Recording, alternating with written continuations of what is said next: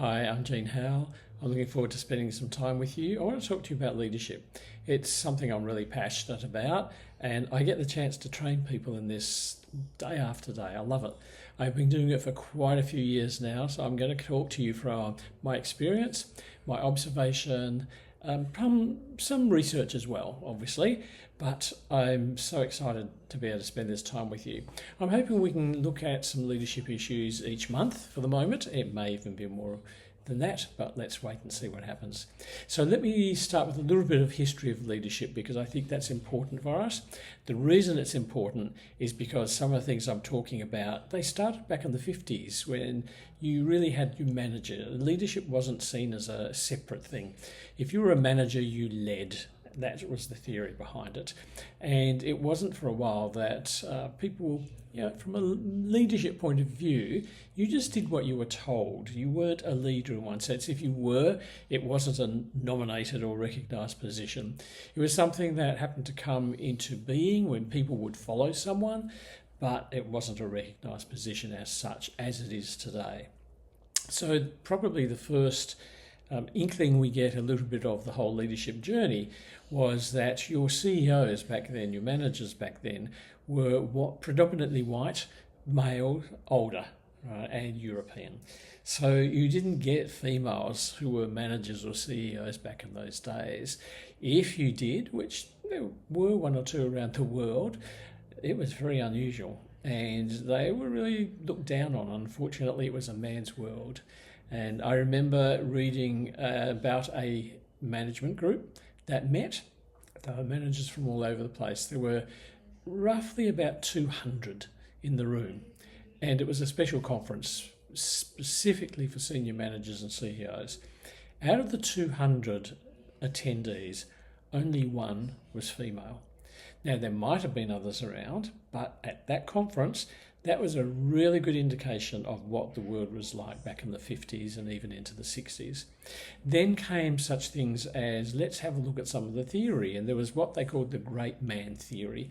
When a need arises, a great man will arise. So you got your people like your Winston Churchill, obviously who was before the 50s, but he was seen as a great man. And it was seen that there would only be few great men, maybe one great man in every century or so that stood out. In America, it was often the president, Roosevelt or someone like that who stood out. They were the great men of that time. No great women, but only great men.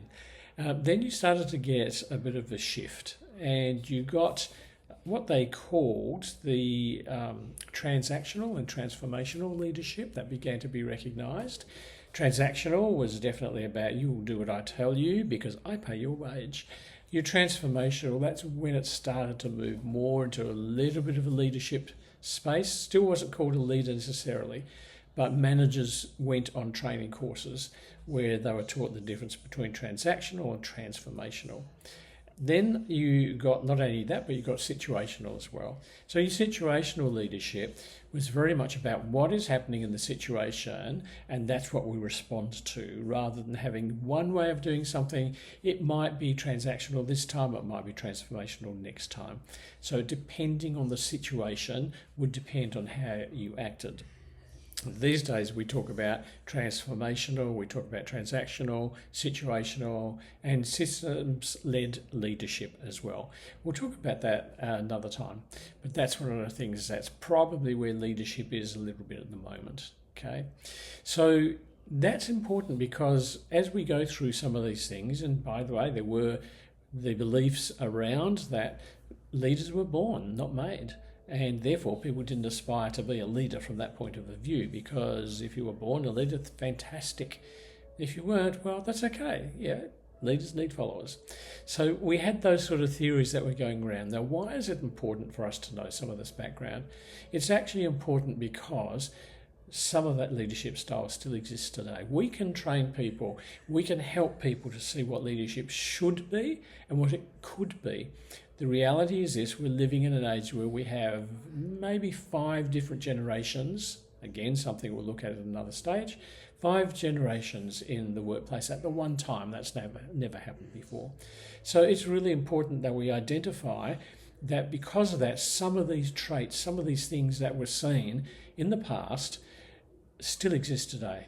So although there are organisations that say they want leadership development and leadership training, they do that because that seems to be the in thing, not because they really want it.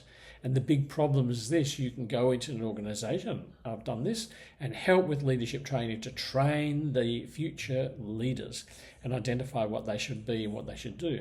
But if they don't have a CEO who supports that, if they don't have someone who really believes in leadership and what it could be, there's an issue.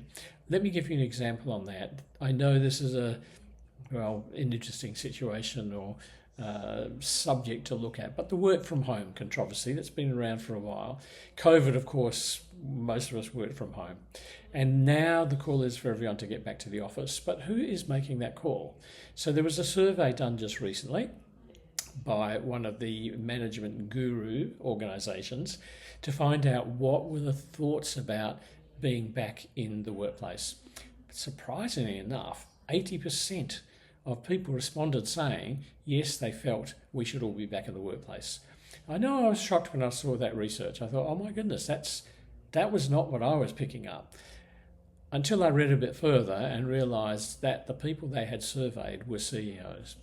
Of course, your CEOs are going to say, we want you back in the workplace, but the management group actually took that as saying, everyone wants to be back in the workplace. That's not true. The research still shows us that people want a flexible workplace. They want to be able to work from home when they can.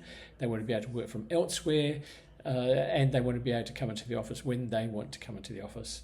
And for CEOs to say, well, you need to be in the office because that produces the most work, is actually against all the research that we know of. So we're going to be looking at some of these things down the line, but that's the basis where we start. I think that at this present time, we're in a situation where I could call them maybe manager leader, because you need to have managers who are leaders, because it's not about telling people what to do anymore. It's about collaborating. It's about getting people to work with you. It's about being flexible in what happens in the workplace. That's a really hard concept for some older generations to actually grab hold of. It's not how it was done back in the 50s, the 60s, the 70s, or even in the 80s. It's only in the 90s and the 2000s that we've seen a lot more progress in this area. So there's a lot of research around about leadership. I'm going to be sharing some of that with you as well.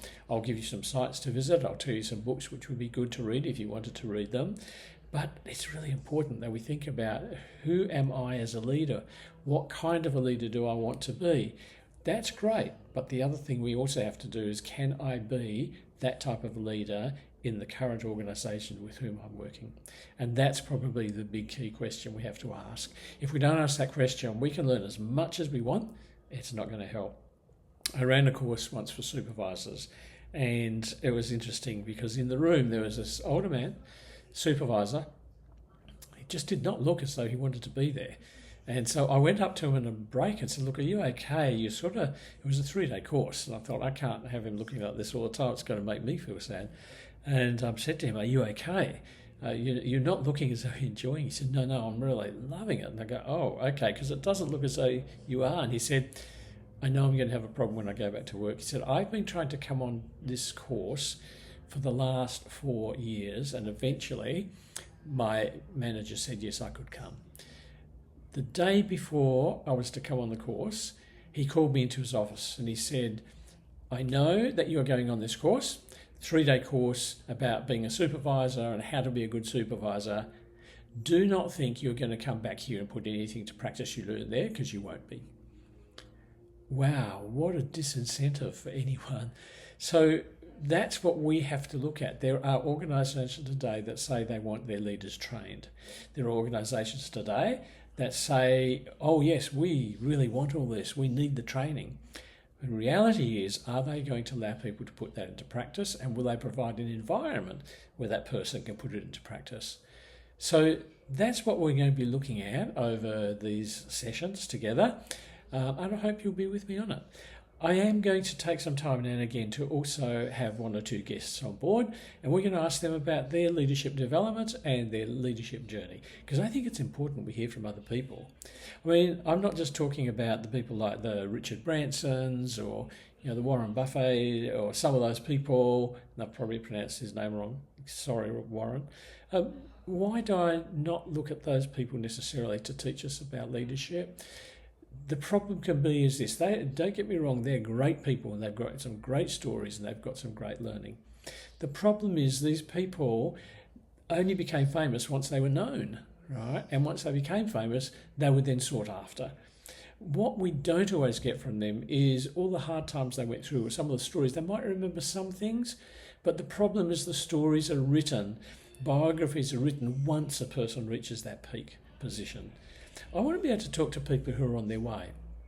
I think we can learn best from people who are maybe even struggling with leadership and maybe struggling and, hey, I don't quite know what to do, but this is what I've done so far. And in discussion with them, yes, we may not have all the answers and we may not get all the answers, but this is about a journey. This is about you making the journey with me. I have been in leadership and management positions for a long time now, okay? I do not think that I know everything about leadership, and I am still learning. I am amazed that the work that I do and where I am at the present time, I still learn new things, and I'm excited about that. You know why I'm excited? I think if we ever get to the stage where we're not learning, retire. Okay, so look, that's what I want to say to you for the moment. We are going to be looking, as I said, some further leadership stuff. You won't always see my face. Sometimes you'll see me, sometimes you won't. You'll hear my voice, or you'll hear the voice of someone else as well. I really look forward to taking this journey with you, and welcome to the first part of the journey.